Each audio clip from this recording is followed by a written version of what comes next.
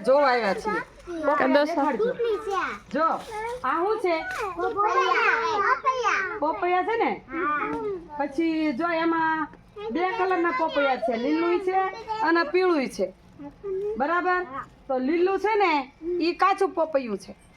અને પીળું છે ને ઈ પાકલ પોપૈયું છે બરાબર ને આ પોપૈયાનું ઝાડ ઊંચું છે કે નીચું ઊંચું છે ને પછી એનું ઝાડ પતલું છે કે જાડું જાડું નહીં પતલું નહીં અને જો એના પાંદડા કેટલા સરસ મજાના છે મોટા છે ને જો આ એના પાન છે પછી આ એનું થડ છે પછી આ બધા પોપૈયા છે તો આજે આપણે પોપૈયાના ઝાડ વિશે આજે આપણે થોડું શીખ્યા કે ઈ ઝાડમાં ફળ કેવી રીતે આવે ઈ તમને જોવા મળ્યું આ બાજુ હાલો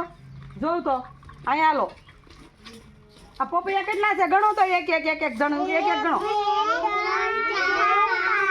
અહીંયા ગણવાના છે ઉપર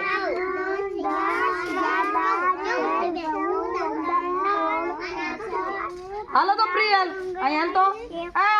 અહીંયા આ પોપૈયા કેટલા છે ગણ તો